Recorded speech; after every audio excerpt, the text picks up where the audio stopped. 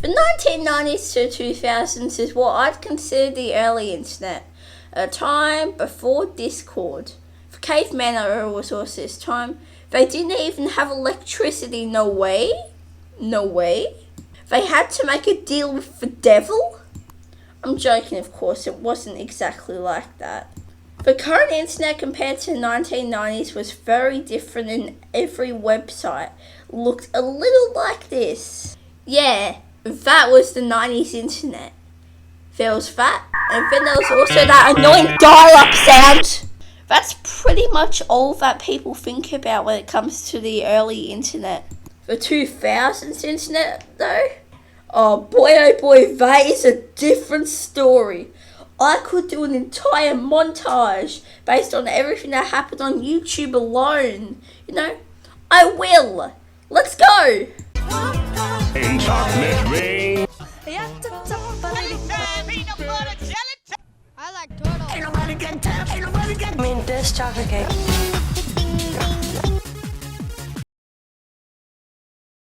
That wasn't even everything, by the way. Also, funny story. Turns out recently a channel named Cooper2723 has been pumping out content in the style of the 2000s YouTube. And it's really cool to see this content is back on the menu. There's also the absolute mountain of content that is YTPs. If I went over everything on YouTube, we'd be here all day. There was that, and then there was an absolute extreme boom of piracy at the time. Now, this might just seem a small minority of people pirating music, but it actually isn't. There was a lot more people pirating music back then compared to what you'd expect. There wasn't Spotify, Apple Music, YouTube Music, and a lot more that I'm forgetting about. The boom of piracy began on June 1st of 1999 with the release of Napster. You see, Napster was a peer-to-peer file sharing program. It was used to share audio files, of course, being stuff like music. Napster ended up being popular, like really popular. At its peak, it ended up getting 80 million registered users. For 1999 standards, that is insane. Later down the line in 2001, they got sued by the Recording Industry Association of America, or better known as RIA. The lawsuit only made Napster bigger as people started racing to take advantage of Napster before it was shut down. Napster was sued for more money than what was in the world at that time. Napster was finally killed off in 2002, but it was too late. The music industry changed overnight, so of course a bunch of programs like it flew in, some of them being Kazaa and LimeWire. Those were the biggest ones when it came to piracy. These didn't just have MP3s, they supported any file type.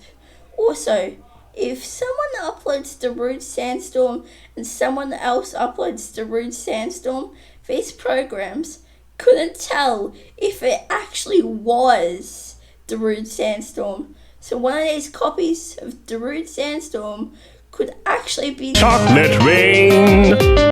in disguise. And since they supported more file types, this meant that pirating games, regular software, TV shows and movies was more common. Unfortunately, this wasn't all sunshine and rainbows, as this made malware way more possible. And trust me, there was a lot of malware out at the time. There's a reason that the Linkin Park num.mp3.exe meme exists. Wonder how many people were actually infected by this really obvious malware. Probably a lot of people. The aftermath for this boom in music piracy can be seen today with streaming services like Spotify and Apple Music. Yeah, stuff like Napster and LimeWire were pretty much the start of the journey that is streaming services. Now, what else do we have here from the 2000s internet? Oh, of course, Flash games. Now, There's plenty of stories on the internet about people playing Flash games on the old school computers, like to a point that's actually nostalgic for most people from that era. Now, Adobe Flash was discontinued all the way in December of 2020, so the only way I know of playing them is the Flashpoint launcher. And the Flashpoint launcher has literally everything from Mario 63 to Bloons Tower Defense. And I have a confession. I got multiple hours worth of clips for Bloons. Yes, it is that good. There's Bloons Tower Defense, and then there's Mario 63. Mario 63 is really good for what it is. It has the jankiness of Flash in it, but most of it was just most likely me being on a super modern computer. And for some reason, the optimization is horrible. For a Flash game that came out in 2009 and was last updated in 2012, the optimization is really bad. Like, why is it so bad? You know, Flash games aren't mentioned that often nowadays, and it's kind of sad that Flash games are deader than ever. Flash games are just this huge grave nowadays.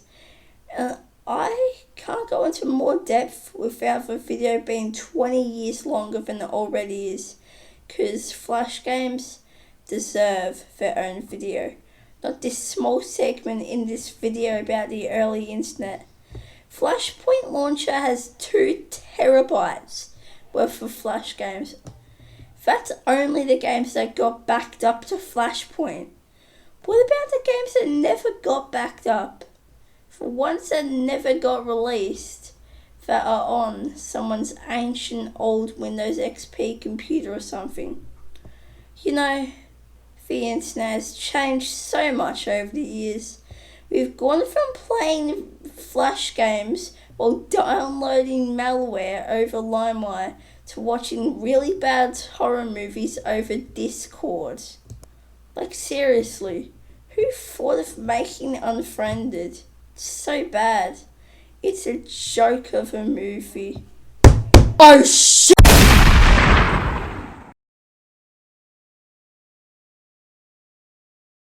Why don't you just push it? I did one time and absolutely nothing happened. Oh, really?